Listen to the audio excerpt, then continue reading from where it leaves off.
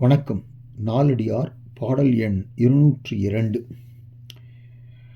அழல் மண்டு போழ்தில் அடைந்தவர்கட்கெல்லாம் நிழல் மரம்போல் நேரொப்பத் தாங்கி பழுமரம்போல் பல்லார் பயன் துய்ப்ப தான் வருந்தி வாழ்வதே நல் ஆண்மகட்குக் கடன்.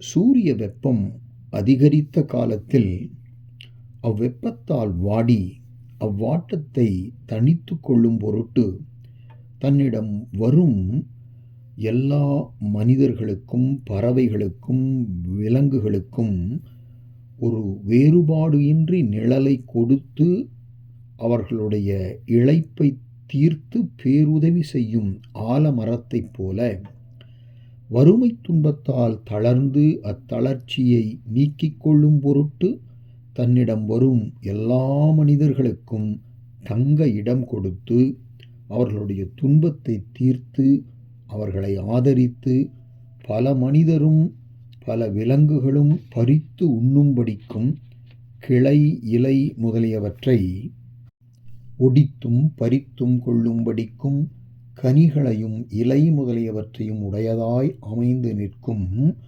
பழுத்த மரத்தைப் போல பலரும் தன்னிடமுள்ள பொருளாலும் உடல் உழைப்பாலும் உண்டாகும் பயன்களை அனுபவிக்கும்படி தான் வருந்தியாவது வாழ்வதே நல்ல ஆண்மகனுக்குரிய கடமையாகும் என்பது இந்த பாடலில் வலியுறுத்தப்படுகிறது.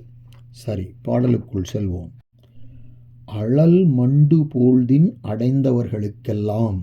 அழல் என்றால் வெப்பம், சூரிய வெப்பம்.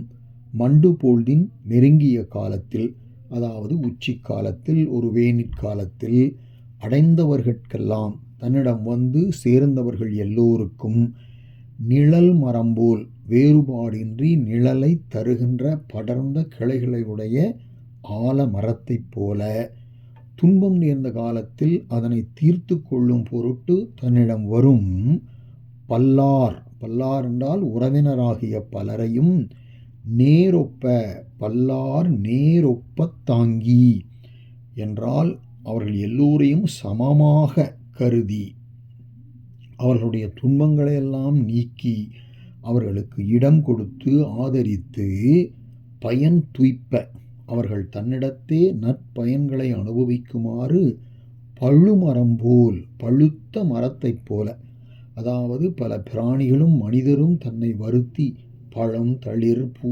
காய் முதலியவற்றை பறித்து அனுபவிக்குமாறு அவ்வருத்தத்தையும் ஏற்றுக்கொண்டு பழங்களோடு இருக்கின்ற மரத்தைப் போல அவர்க்கு பயன்படும் பொருள்களுடன் அமைந்து அவற்றை அவர்களுக்கு அளித்து தான் வருந்தி வாழ்வதே நல் ஆண்மகனுக்குக் கடன் என்றால், தான் வருத்தப்பட்டு கொண்டாயினும், அதாவது அவர்களுக்கு உதவி செய்வதால் உடல் வருத்தம் முதலியன ஏற்படினும் அதனை சகித்து கொண்டு வாழ்வதே, உயிர் பெற்றிருப்பதே நல்ல ஆண்மகனுக்கு, நல்ல ஆளும் தன்மையுள்ள ஆண்மையுள்ள மனிதனுக்கு கடன். கடன் என்றால் கடமையாகும் என்றவாறு.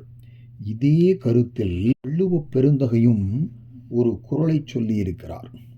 பயன்மரம் உள்ளூர் பழுத்தற்றால் செல்வம் நயனுடையான் கட்படின் என்ற 216வது திருக்குறள்தான் அது.